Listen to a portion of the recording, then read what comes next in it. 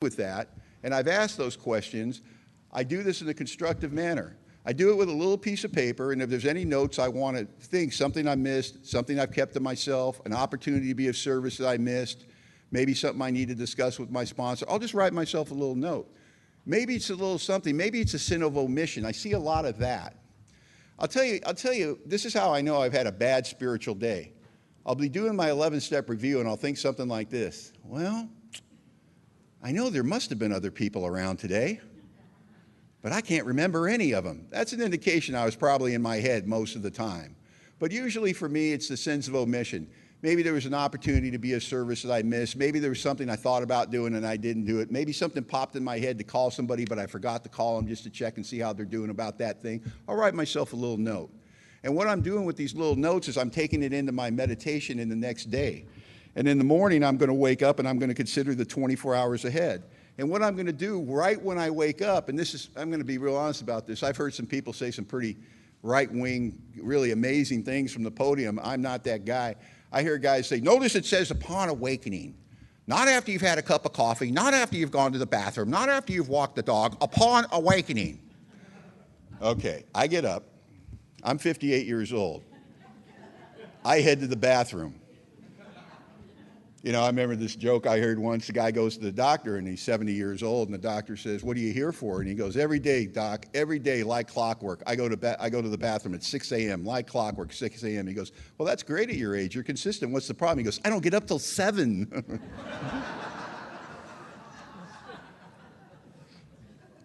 So the very first thing I do is I go to the bathroom. I've trained myself that when my eyes open up, my first conscious thought in my head is, good morning, God. I just say, good morning, God. Then I go off to the bathroom and I use the bathroom. Then I waddle downstairs and I get myself a cup of coffee.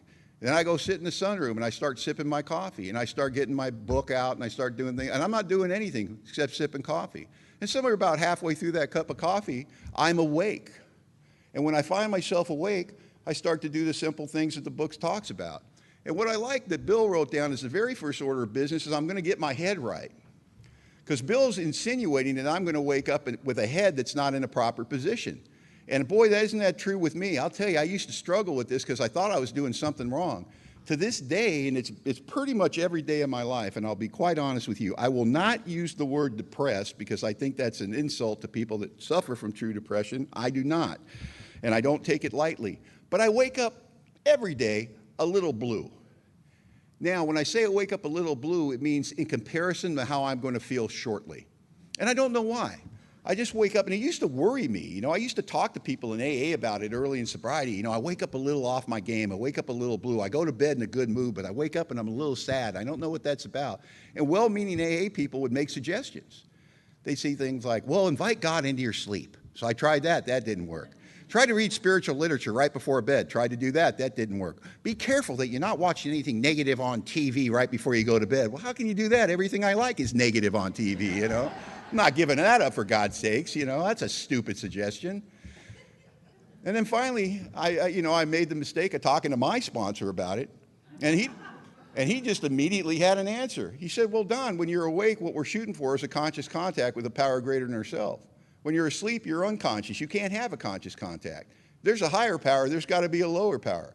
When you're asleep, your lower power probably comes out to play and runs through the field and does all kinds of things. You have no control over that. What's important is what you do when you wake up. Don't worry about what's happening when you're asleep. Nothing you can do about that. But what do you do when you wake up? And he pointed to this part in the 11th step. Well, what I'm going to do, the very first thing I'm going to do is I'm going to ask God to direct my thinking. That's a prayer. Prayer is a form of asking God to do something for me I can't do for myself or to give me something I don't have naturally without his favor. Ask God to direct my thinking, especially that it be divorced from self-pity, dishonest, or self-seeking motives. How do I wake up in self-pity? God, I wish I was rich. I wish I, had a family with money. I wish somebody would die and leave me a bunch of dough. I hate going to work. That's called self-pity. Dishonest. Boy, maybe I can show, I'd like to really hope this day goes quick. I got that appointment at 3 o'clock. I don't know why I'd make an appointment at 3 o'clock. I don't try to make them after 2 o'clock. Maybe I'll call up and I'll make up a story and I'll tell that guy that something came up and I'll reschedule it for later in the week. I'm not even dressed yet and I'm already lying in my head, right? Self-seeking motives. I hope it goes smooth. I hope it goes well. I hope I get what I want. Some form of that. And it's first thing in the morning. That's how I wake up. I wake up every day thinking about me. I'm waiting for the day that I wake up and I'm thinking about one of you. If it happens, I'll send GSO a postcard, I guess, because it's never happened.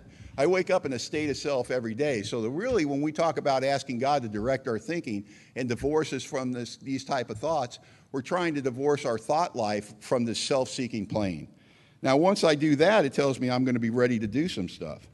And now I'm going to start to ask God, I'm going to picture my day, and this is what I do. I just try to relax and think about what my day is going to be. I say some set prayers, but I will tell you this, my prayers change. And when do I change my prayers? Somebody asked me that. Well, when do you change your prayer routine? The minute I can't say the prayer anymore and think about it. At a certain point, the prayer becomes just words in my head. I can think about my golf swing saying the prayer if I've been saying the same prayer for a couple of weeks. So I'll change up my prayer. Sometimes I do free form. I just pray to God about what's going on in my life. I invite him into my day, and I say a few prayers that way. Sometimes I say the 3rd and 7th step prayer. Sometimes I have spiritual literature that I use. I'll pick something out of there, and I'll read a little bit of that. And I'll think about the words in there, and I'll incorporate that in a prayer. When I'm done with the prayer, I go into meditation. Now, there's a lot of forms of meditation, but I do the meditation described in the big book. I do occasionally do a breathing meditation. There's some other meditations I've played around with over the years, and I think those are great. But I do this meditation, which is I visualize my day. I get quiet, and I try to have a movie of what I look like being a spiritual Don through my day. And as I picture my day, there are things that I don't know what to do. And I don't worry about that. As I face my day and I go through it, there will be times that I don't know what to do. And what my book says, it gives me very simple directions. It says I pause when I'm agitated. I ask for an intuitive thought or idea. And here's where it gets really crazy. I relax and take it easy. I don't struggle. Anyone that's known me for any length of time knows relax, take it easy, don't struggle, or not in my wheelhouse naturally. That is something I've had to work on. And a lot of that feels like spiritual restraint. I don't have to do anything right now. Nothing's an emergency. I don't have to do anything right now. Nothing's an emergency. Reminding myself of that. And now that I get up, I have an idea of what I want to look like in my day. I ask God and I pray again and I close out with another prayer. God, give me everything I need to do that I need today to get through my day and be a good servant. And now I can go out in the day. Now that's not where it stops. Because it's more important for me, how can I turn my day, how can I turn my day-to-day living into constant meditation, into constant prayer?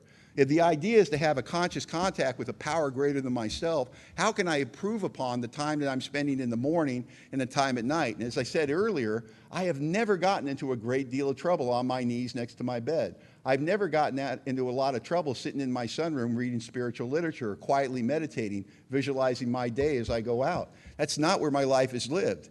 But the problem is, I'm in sales for a living, right? So I do a lot of presentations to people. I was talking to somebody about this. I would sooner go into a presentation naked than go into a presentation unprepared. When I go into a presentation, I am prepared.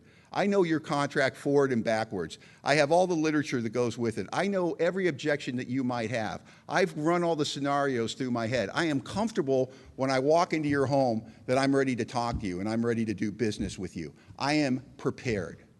But what about spiritual preparation? How do I do that, and what does spiritual preparation look like? You know, there's this word in the 11th step, and it's one of the most important words, I think, in the book, and the word is pause. What does the pause look like? What do I do why I pause? And I'll tell you, I do something in my life, and I do it in all areas of my life, and it works great. When I show up at work, I shut down the rig, and I don't get out of the rig, and this is why. If I don't pause before I get out of the rig, I might be like this. See, I play an important role in the company that I work at, and there's a lot of people that need a lot of things from me on a daily basis. And I will walk into work, and they are coming at me like fighter jets, right? And I will say spiritual things like, would it be okay if I got to my desk? Would that be all right? Do you mind if you see the stuff in my hands? How about you let me put my stuff down, and then we'll work on your problem, because I know you're more important than anybody else in here. How about that, Slick? Would that be okay? And I hurt feelings, and I step on toes, and I feel bad, and I have to make amends. So what I do is I shut down the rig, and I don't get out of my rig at first. I say a quick prayer. And I say, God, I'm about to go into work, and there's people in there that need things from me. You've placed me in a position of authority, and my job is to be of the maximum service to these people. Let me get out of the way. Let me take this importance I feel about my workload today and let me set it aside and remember it's still going to be waiting for me and everything gets done with your help. Now I can walk in there and people are coming at me and I'm like, yeah, buddy, what do you need? What's next? And I will spend the first part of my day making sure everybody else's needs are done. You know what happens when I do that? I feel good. You know what happens for the guys that work with me and under me and for me? They feel good. I never make anybody feel bad for coming to me for what I've instructed them to do. I said, if you need my help, you come to me. Don't make decisions on your own. That's what I'm here for. But if I'm going to tell people they're doing something wrong, if I'm going to correct them because they're not doing it the way I want them to do it and asking me the way I want to be asked, I'm missing the point. So what I have to do is spiritually prepare to do God's work because naturally, that's not the state I'm in. I get to work by the time I've left my house and driven a short 28 minutes to my office, I can be in self again. And I have to stop and take that little pause. When I go home at the end of the day, it's very important. When I get there, I shut down the rig and I do not get out of the rig. Because if I don't stop and shut down the rig and I just walk into the house, this might happen. My wife may come up on me and she may say, how you doing, honey? How was your day? And I might say, you know what? I just walked in the door. I don't even have my boots off. Would it be okay if maybe I took my boots off before the interrogation started? How about that? And she'll say, never mind, and walk away. And I'll be there confused going, what? So what I do is I shut the rig down. And I say a little prayer before I get out. And I say, God, there's a woman in that house, and you put her in my life, and she's a gift. And my job is to take care of her and make her feel safe. And God, I know she's been waiting to talk to me all day about what? I don't know. But I know she's got something she wants to talk to me about because she always does. And God, let me remember that she's a gift. She's a blessing. She's this wonderful part of my life. And let her feel that that's true. Let me get my selfishness out of the way. Let me put her first for just a couple of minutes. How about that, God? And God and I will have a laugh about how selfish I am because I'm tired and I don't want to do that.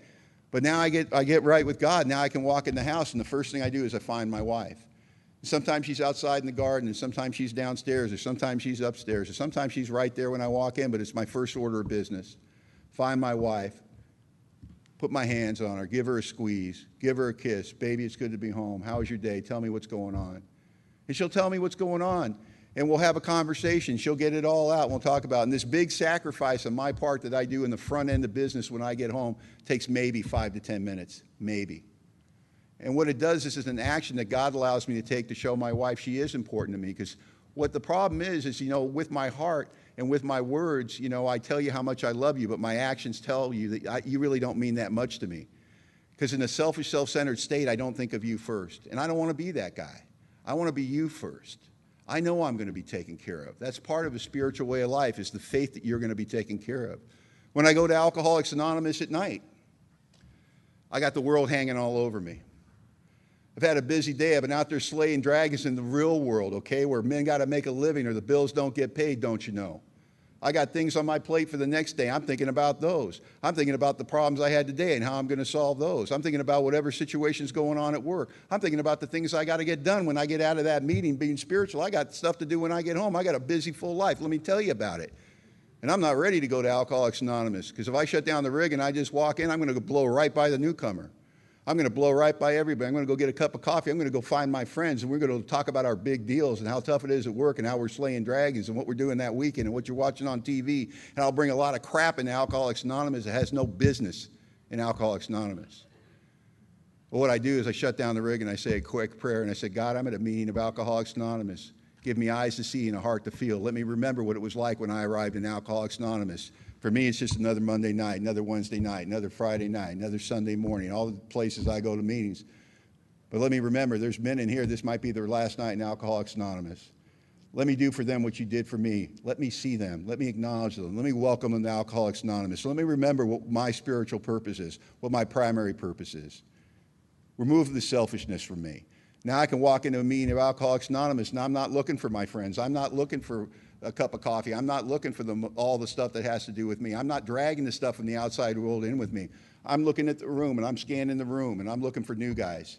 I'm looking for the guy I don't know. I'm looking for the guy who I met the night before who's new. I'm putting my hand out. I'm welcoming the Alcoholics Anonymous. I'm introducing them to my friends. I'm saying, you know where the coffee is? Let me get you a cup of coffee. Let me get you a couple of cookies. Let me introduce you to my friends. Why don't you come sit with us? The stuff we're supposed to do in Alcoholics Anonymous.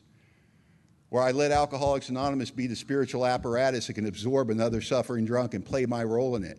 But without spiritual preparation, all of these things aren't possible. I'm telling you, I'm the guy that misses my life. I'm the guy that misses my marriage. I'm the guy that misses the guys I work with. I'm the guy that misses the newcomer in Alcoholics Anonymous when I'm in my head. When I'm on my head and I'm playing God, everything's a movie and I'm the star and you're all just bit players. And people aren't real to me. I have to have spiritual preparation. And this prayer and meditation we talk about in the 11th step and in the morning and in the evening, those are the bookends of spirituality. We take the principles contained in step 11 and we start incorporating in our day-to-day living, our hour-to-hour living. And what we do when we pause and we get ready for what we're going into, we do that in every situation in our life. And we start to learn how to do it before we go in the supermarket, before we go into business situations, before we pick up our kids at daycare, before we start bringing these things in, this pause, this spiritual pause. And what is this pause for? We pause when we're agitated. We pause when we're not agitated. We pause and we spiritually prepare with the tools.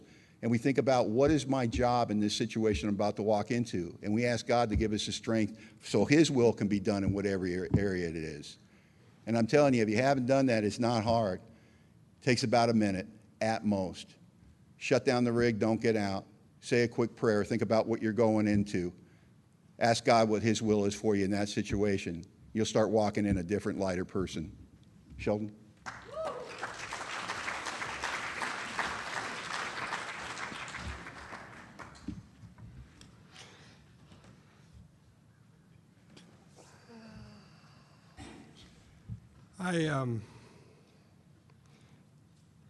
Boy, this inventory and meditation, this nightly review and in the morning setting myself on the right track for my day.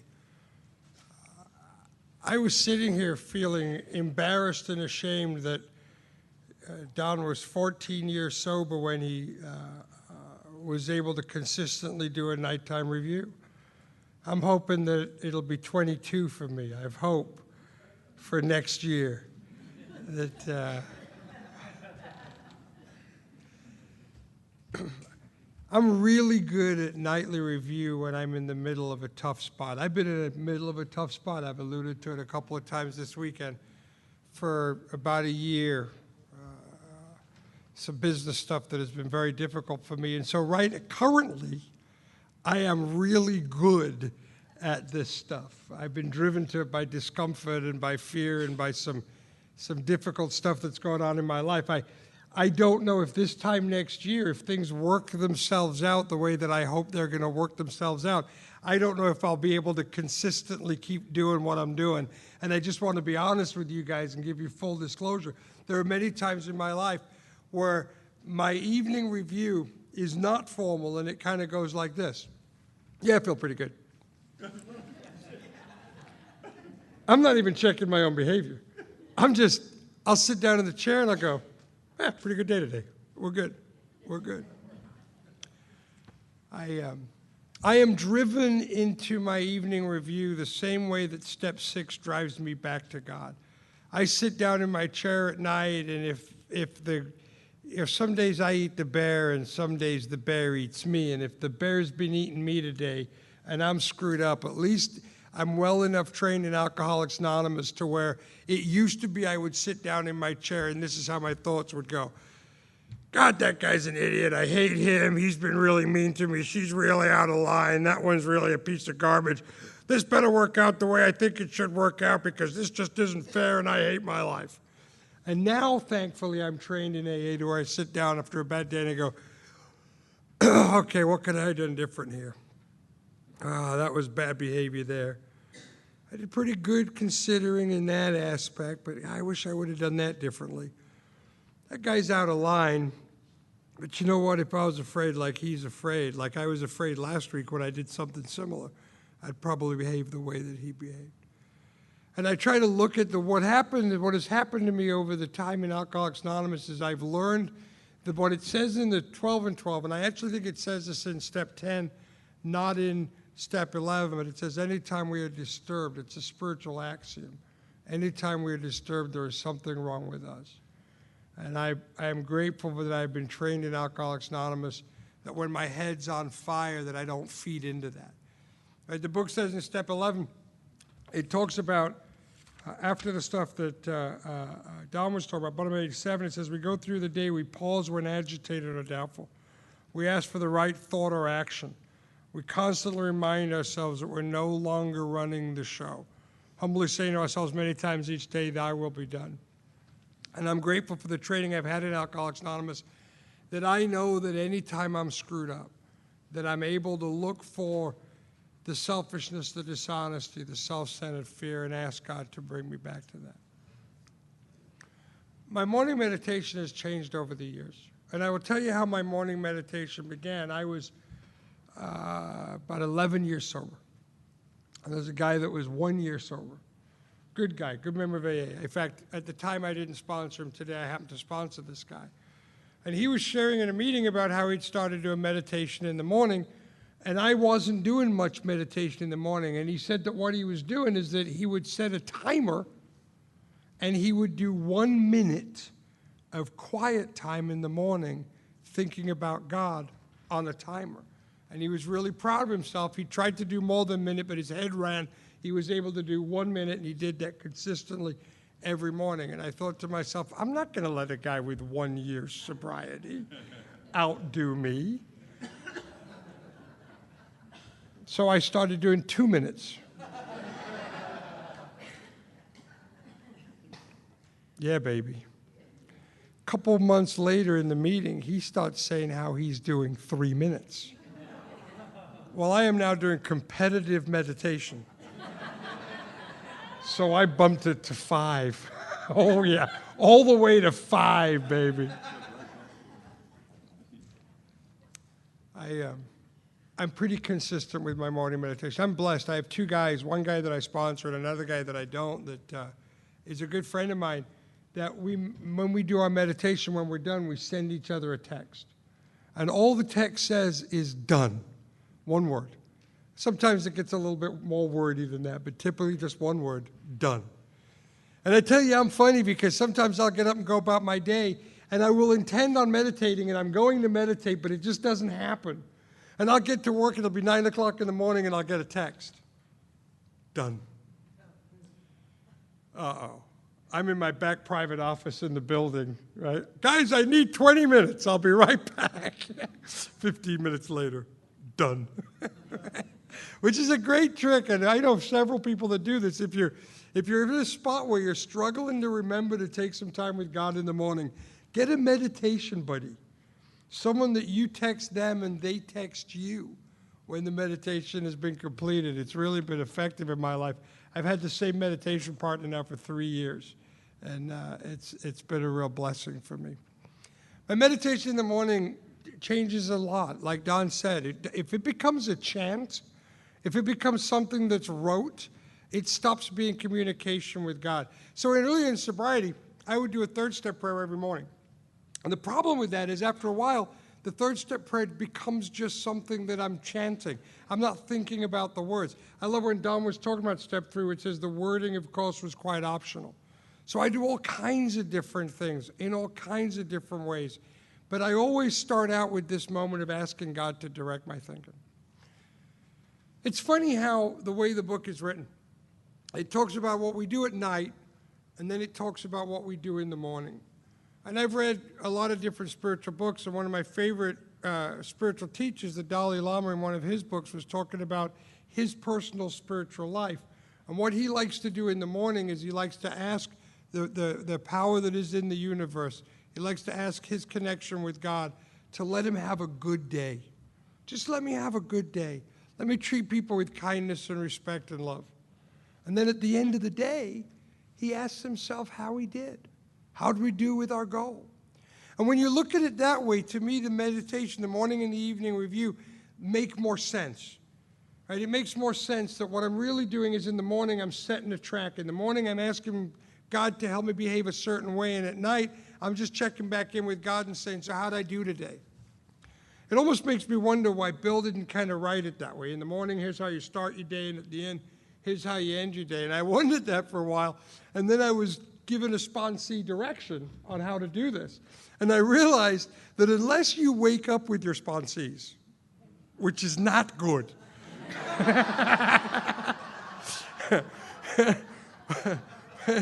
Probably you're going to see them sometime before they retire, and then, right, so you'll want them to do both things. And so I set my guys up that way. I had an experience with my wife that really drew all of this together for me. Because if my goal is for me to have conscious contact with God, and what does that mean? What does conscious contact with God mean? That I'm aware that God exists, that he's in the front of my mind, that he's part of my thinking, that as I go through my day, I am aware of this power in the universe, and I'm trying to do whatever I can to serve that power, that it's on my mind. And if I'm trying to do that, if I'm trying to have this relationship with God, then what does really this meditation and self-inventory and all this stuff have to do with each other? Bill says in the 12 and 12, he talks about the benefit of when inventory and meditation are wound together. He says something along the lines of prayer is magical and wonderful, meditation is really, really good, inventory has a lot of benefit. But when these things are woven together in the way that naturally they should be woven together, they create an unshakable foundation. So I'm at home one day with my wife and we're hanging out, and I get this friend, his name's Corey. I've known Corey since I was 16 years old. He's my longest friend that I've had. He's the guy that when I moved to Vegas to be his roommate. Since he's moved away and he's back in California now.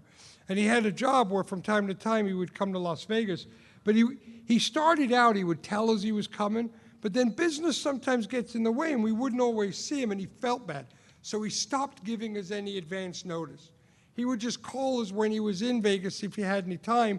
He'd go, hey, I'm right around the corner from your place. Can I stop by and visit? Which is very cool for me. This guy's like my brother. My wife loves this guy. He was a groomsman at our wedding. He lived with us for a couple of 3 months when he was going through a tough time. He's a real member of the family. She adores this guy. He's been married twice. She planned both his weddings. I told him, if you get married a third time, maybe she's the jinx. Get somebody else to plan the wedding. But what I'm trying to say is he's a real member of the family. He's closer to us than blood. So he calls and he says he's coming by the house. I'm excited. I hang up the phone. I go, hey, babe, guess what? Corey's coming over. Well, she doesn't have the reaction I expect. I expect to go, oh, that's great. We'll tell stories. It'll be beautiful. I'm sorry. Haven't seen. She freaks out. She goes, hurry up. Help me clean the house. I go, clean the house? Did you hear me say it was Corey that was coming? Not Prince Corey, right? Corey's coming. He don't care if the house is clean. She says, I don't care. Get up, help me clean. She starts doing dishes. She's yelling at me to fold blankets. I'm like, I lose my mind. I go, you have completely lost your mind. Corey does not care if the house is a mess. Who are you trying to impress? Knock it off. And she looks at me and she goes, you don't understand, do you? I know Corey doesn't care if the house is a mess. He wouldn't care if there was shit everywhere. I know. But if the house is a mess and he's here, I won't be able to relax. I will feel uncomfortable. I know it's silly, but I won't enjoy him. And as she's saying this, I'm thinking, that's what it's like with God. See, the bad news is, for most of us in AA, that there is absolutely nothing you can do. Nothing. You can't pray right. You can't live right. You can't eat the right food, go to the right church, sing the right songs, wear the right clothes, have the right knickknacks or the right jewelry. There is absolutely nothing you can do. Nothing you can do that will make God love you anymore. It's impossible. He don't love you any more than he does the guy in prison. Can't do it. Not possible. God just loves. Nothing you can do. I know it's bad news because we're all trying to make God love us more than the guy sitting next to us, but you can't do it. God just loves you. Nothing you can do. Nothing you can do. Here's the good news for a guy like me. That might be bad news for you spiritual people in Alabama, but for people like me from Vegas, here's the really good news. There is nothing that I can do, and I have tried. There is nothing that I can do that will make God love me any less. There's no behavior I can make, no sins I can commit, no thoughts I can have. There is nothing I can do that will make God love me any less. God just loves me no matter what I do, because God loves me. And God just loves. That's all God does. So why all the effort? Because just like my wife with my friend Corey, when the house is a mess, I won't invite God in. Because I'm ashamed and I'm embarrassed. When the house is a mess, if God's there, even though he don't judge, I'll feel judged. When the house is a mess, when God's there, I won't relax and enjoy him. I'll feel uncomfortable and embarrassed and ashamed. I don't do the inventory because it'll impress God, because God don't care. He knows anyway. Guess what? He was there. He was watching you, kind of laughing. Thought you were kind of silly when he did that thing he did. Right? There goes Sheldon again, doing that stuff that Sheldon does. God don't care. God don't care at all, but I care. When I feel dirty and I feel ashamed or I feel embarrassed, I won't let God in and I won't turn to God. And if I don't turn to God and I'm not reaching for God, what's going to happen is eventually the insanity will return and I'll drink again. But I want to tell you something that is true for me and may not be true for you, but is true for me. I spend a lot of time in Alcoholics Anonymous trying to get a closer and more connected relationship with God. I spend a lot of time doing that. I'm far from perfect. I make a lot of mistakes. We've talked about this weekend. I am far from perfect, but I spend a lot of time trying to get connected to God. But I don't always feel it. And sometimes I think it's almost like heresy to admit it in Alcoholics Anonymous, but I think sometimes there are other people that need to hear my truth in case it's their truth. That sometimes it don't matter how much I pray, I don't seem to be able to feel connected. It don't matter what my behavior's been like. Sometimes I could have been behaving really well, and I still don't feel connected. And sometimes I could have been really quite a jerk, and I do feel connected. My spiritual condition seems to change. It seems to ebb and flow. I've had some of the most amazing spiritual experiences. I remember one time, I used to work 60 miles outside of town, and I would drive towards a mountain range that I had to go over before I got home. And I was driving towards the east, so as the sun went down behind me, and the colors would hit the mountain, right? And it would be beautiful purples and golds and reds. And sometimes I'd be driving towards that mountain, and I would be almost like I could see God on the hill, and it would make me cry driving up this road. Amazing, spectacular. One time, this feeling lasted so long, I got to my home group that Monday night, and the speaker was speaking. There's this little lady, it was Peg Martin. She stood there speaking, and there's a glow. I was getting a little freaked out, right? Like, whoa. I finally cracked completely. There's a glow behind her. And I felt so like I'd look at you and I could see God in you. And it was magical. And for absolutely no reason. At other times I'll walk through this universe and I won't be able to see him. I won't be able to feel him.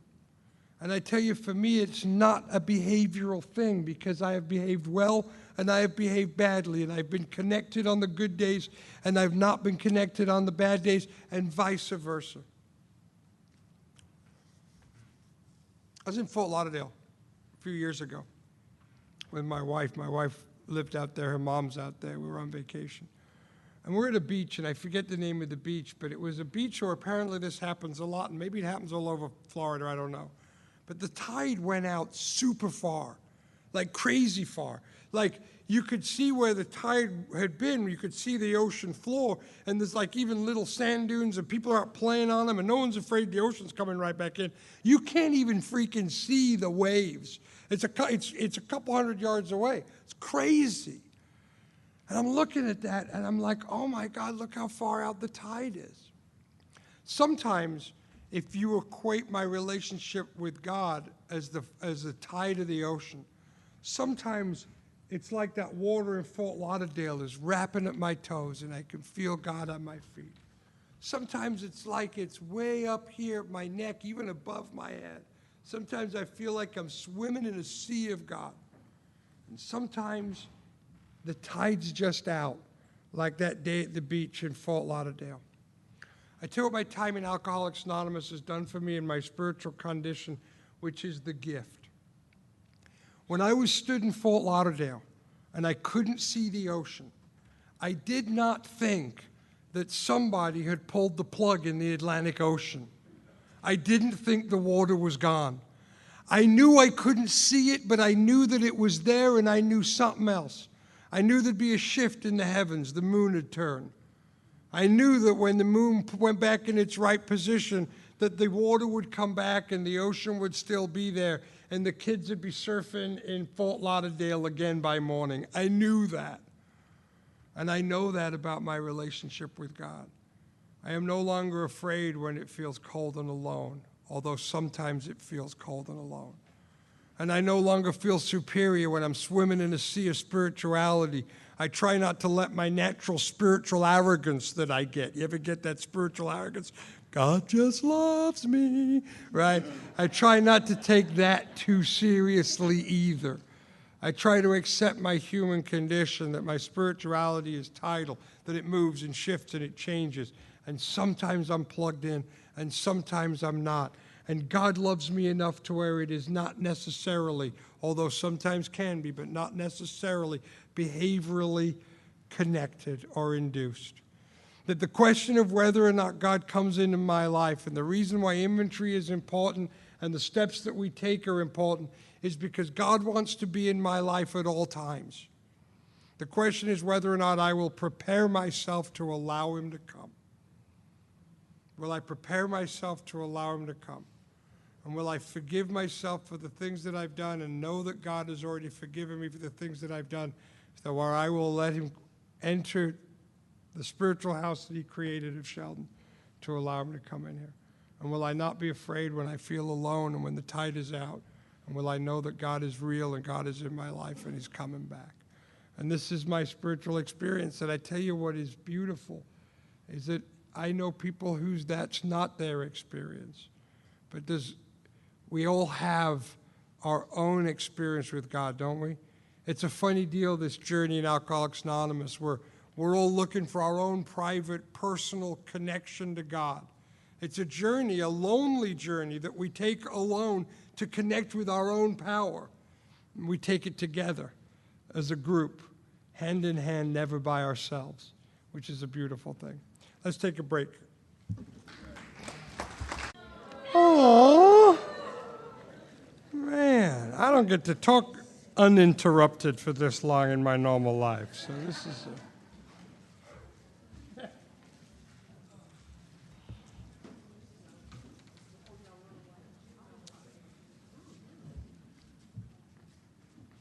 So we've done a lot of work. We've been on this journey of trying to get closer to God. We've been on this journey of trying to remove the things that block me for God. The 12th step is, the way it's written on the wall is it's kind of broken into two different pieces of the puzzle. There's the piece of the puzzle where we're carrying this message to other alcoholics, and then there's the piece of the puzzle where we're trying to practice these principles in all our affairs. And I'm only going to talk about carrying the message personally in this session because I believe that if I'm living my life in step 10 and in step 11, that's really where the work is done for me of making sure that I'm practicing these principles in our affairs. So when I think about the 12th step, I think about working with other guys, trying to help other people find this connection to God. There's the line in the 12 and 12 where it talks about the gaunt prospector who strikes gold. And after all these years of mining it, the only way he gets to keep it is if he gives away the entire load.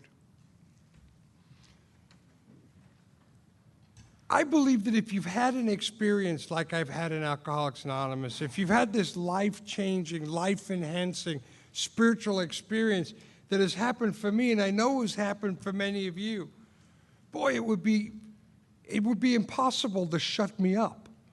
It's impossible to not have me want to try and find new guys and find people to share this experience with. Some of the most beautiful moments in my life have been sitting with a guy who maybe we're doing a 5th step, and you see that actual physical change. It doesn't happen every time, but every now and again you'll be doing a 5th step with a guy, and you'll see the lights come on, and it's almost like their skin tightens, and their eyes brighten, and their posture changes, and you get to see the Spirit whatever that spirit is, that energy of God, you get to see it enter into their life.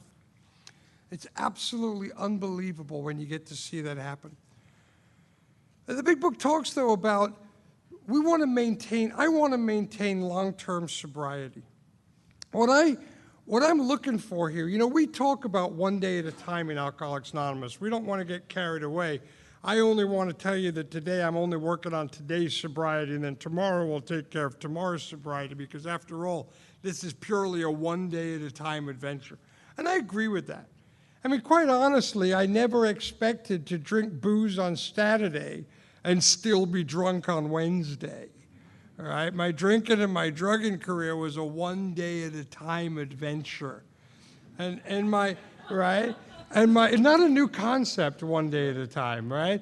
So Alcoholics Anonymous is a one day at a time adventure. But early on in the book, it talks about, right before step 4, it says little permanent effect could be gained from step 3, from our spiritual experience, unless we do this work.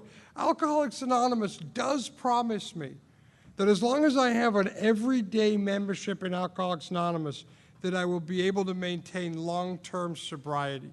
I bet my life on it. I have a life set up where I have a wife and a child and a business, and I have things and plans and relationships.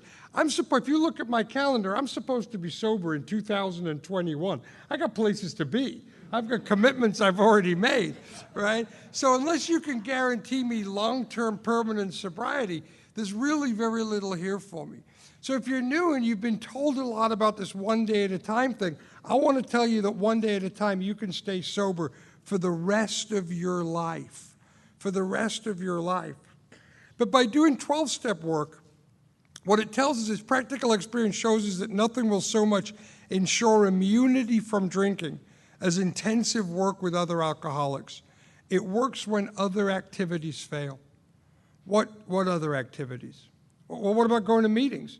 Going to meetings might not be enough for allowing you to stay sober permanently. You might stay sober today or tomorrow, but it may not guarantee you permanent sobriety.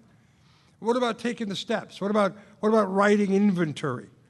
Well, that works, that helps. It's an important piece of the puzzle. Got to go to meetings, got to write inventory, but nothing works as well as 12-step work. What about praying? Oh boy, plenty of spiritual and religious people die of alcoholism every day, crying on the steps of the temple or the church. That if I'm going to have long-term happy sobriety, it is imperative that I work with new people. It is the thing that if I do will create for me the environment that will allow me to stay sober. Why is that? Why does it do that for me? Well, it does it for a number of reasons. I'll be going through my day, and I'm a car guy. I'm trying to sell cars. I'm trying to run a business. I've got employees. I've got customers. I've got all these things coming at me. And I tell you, they come at me all day long, and after a while, I don't care how many prayers I say, I'm just sick of them coming at me. I've just had enough of me and my life and my precious. And then the phone will ring, and it's little Johnny Newcomer. All right? Or it's the guy that's been sober for a while, and we'll have a moment, and I'll take a deep breath, and I'll answer the phone, and we'll talk about him and his life. And I get space. I get a moment where I'm not worried about my BS, how they think, how they're getting to me, what they feel about me, what might happen, my fears.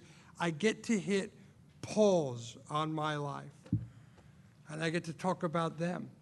And I always say the same thing at the end of a phone call. I always say, this has been really special for me. Thank you for calling me. I really am grateful. But for the last 3 to 5 minutes, I've had a break. We've been talking about you, not me. So I've gotten relief. You, however, have been talking about you. You have had no relief. Right? So now you need to call somebody and find out how they're doing, because you've stayed sick for the entire phone call.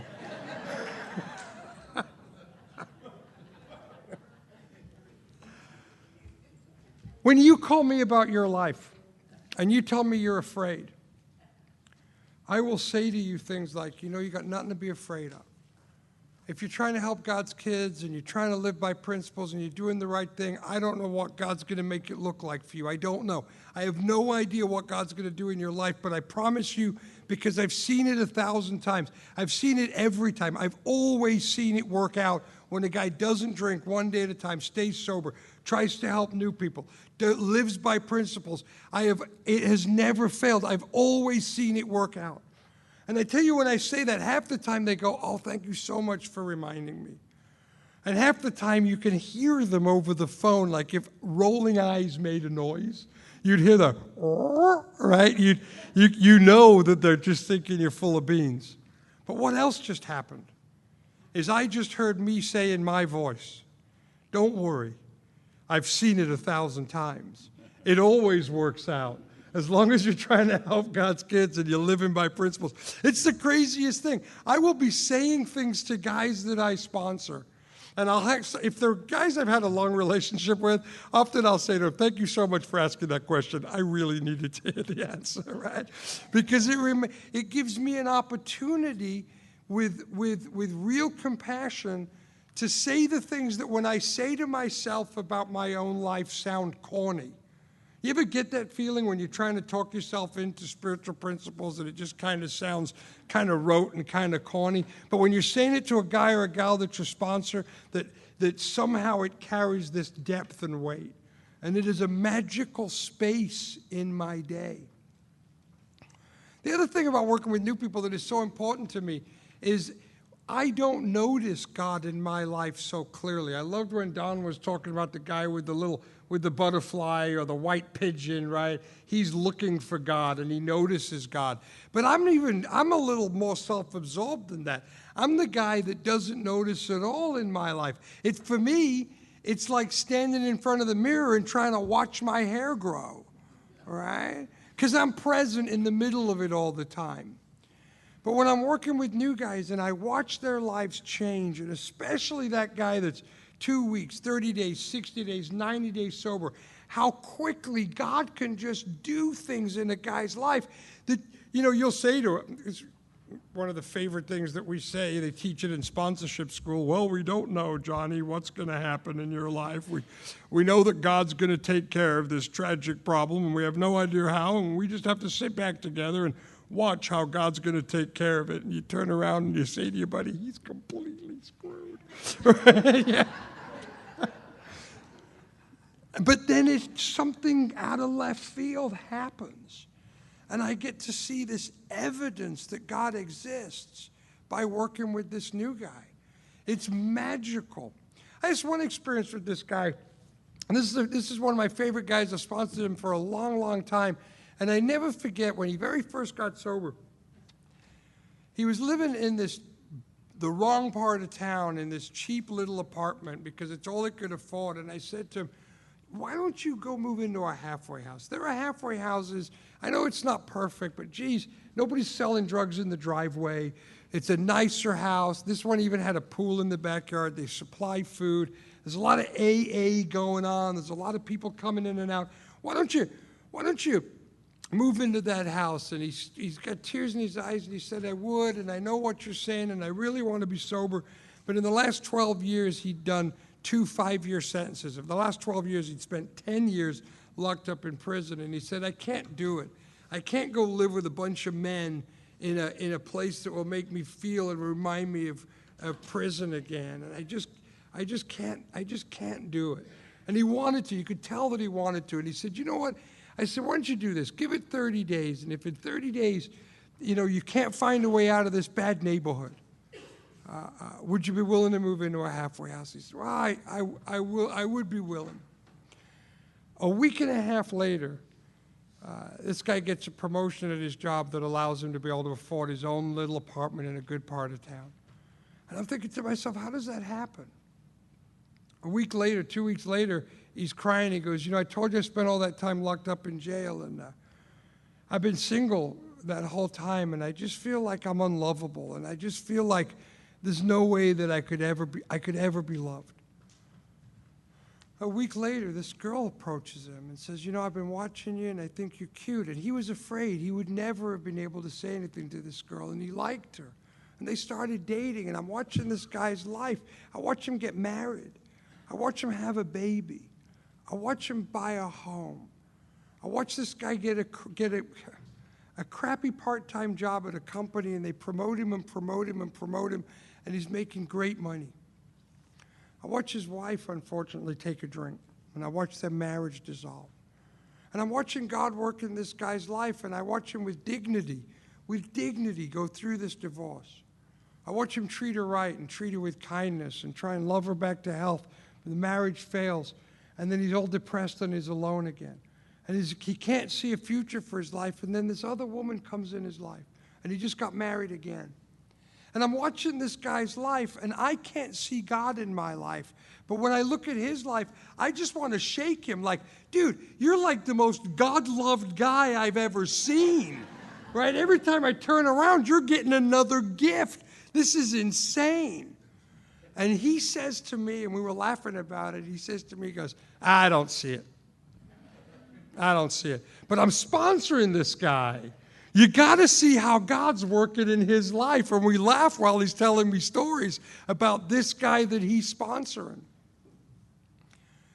That I get to see God work in your life is why it's so important that I'm involved in the sponsorship family.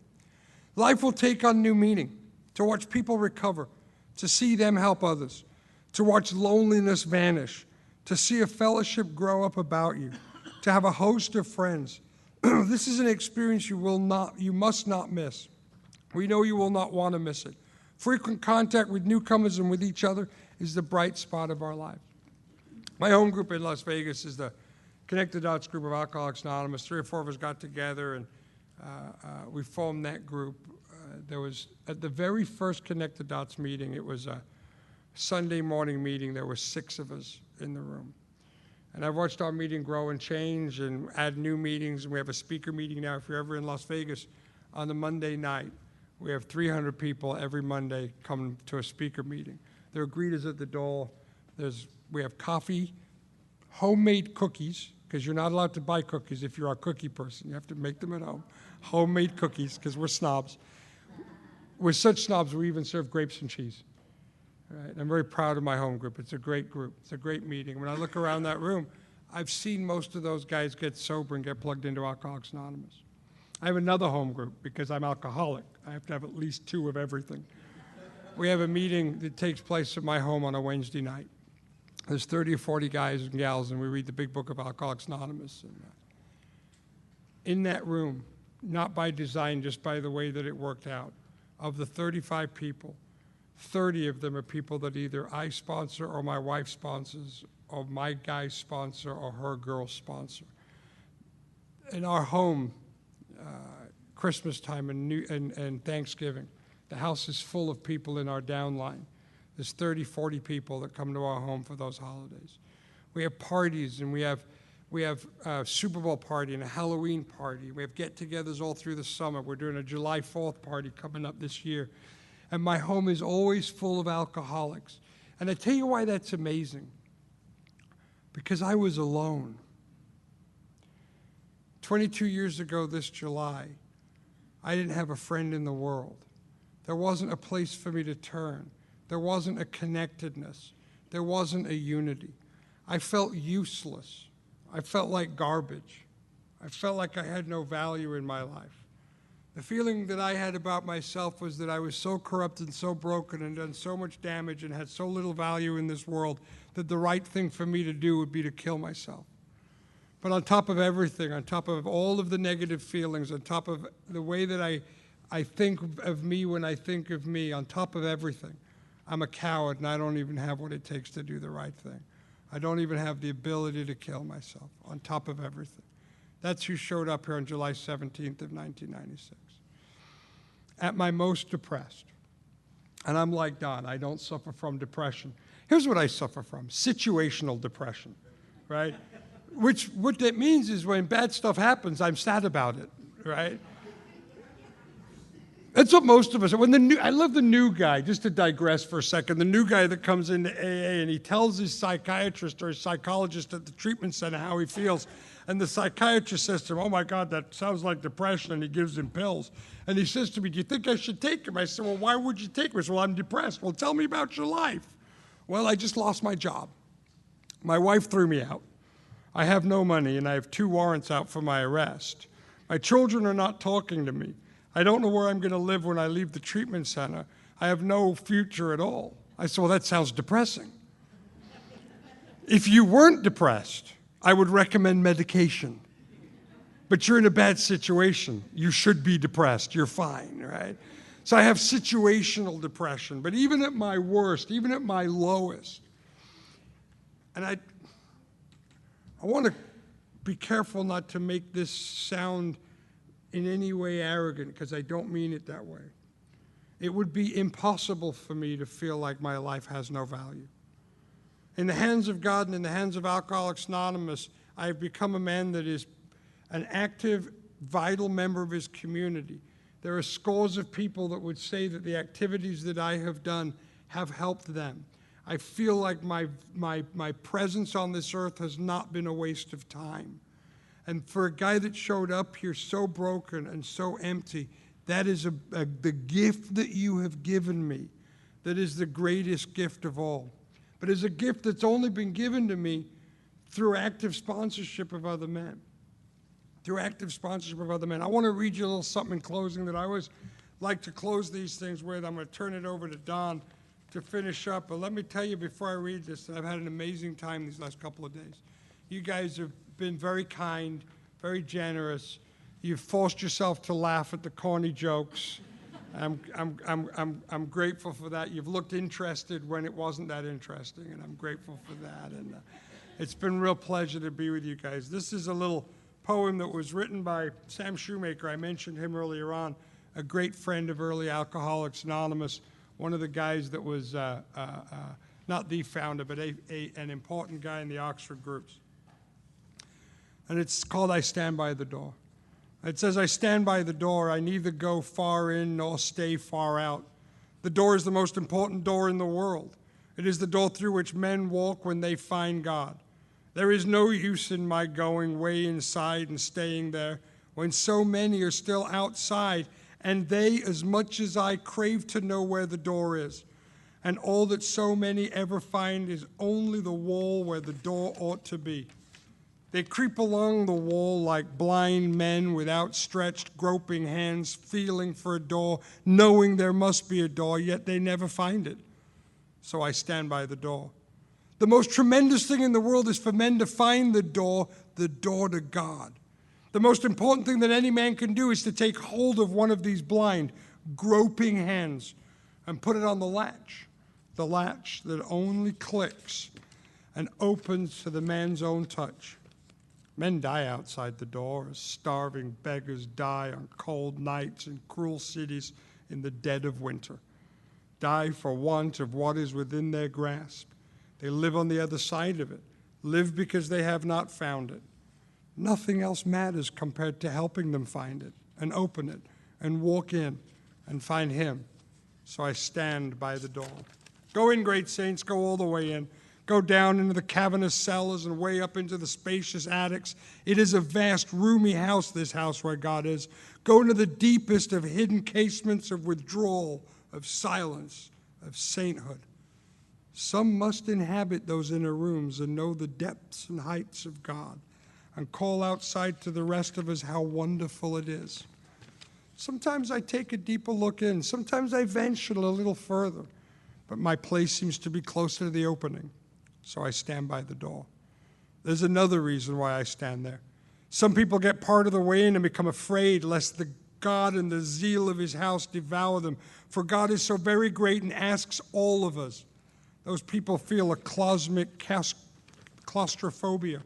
They want to get out. Let me out, they cry, and the people way inside terrify them more. Somebody must be by the door to tell them that they are spoiled. They have seen too much. One taste of God and nothing but God will do anymore. Somebody must be watching for the frightened who seek to sneak out just when they came in. Tell them how much better it is inside. The people too far in do not know how close these people are to leaving, preoccupied with the wonder of it all. So somebody must watch for those who have entered the door but would like to run away. So for them too, I stand by the door. I admire the people who go way in but wish they would not forget how it was before they got in. Then they would be able to help the people that have not yet found the door, the people who want to run away from God. They go in too deeply and stay too long and forget the people outside the door. As for me, I shall take my old accustomed place, near enough to God to hear him and know that he is there, but not so far from men as to not hear them and remember they are there too. Where? Outside the door. Thousands of them, millions of them. But more important for me, one of them, two of them, 10 of them, whose hands I am intended to put on the latch. So I shall stand by the door and wait for those who seek it. I would rather be a doorkeeper, so I stand by the door. My job in Alcoholics Anonymous is a simple one, to stay close enough to God to where I can hear him and know that he is there. Through spiritual principles to maintain my connection to him so I can feel the power and know that the power is real. Not so I can keep the power, not so I can hold on to the power, but so I can find 1 or 2 or 10 with whom I can share that power. Thank you for sharing that power with me. Thank you for my life.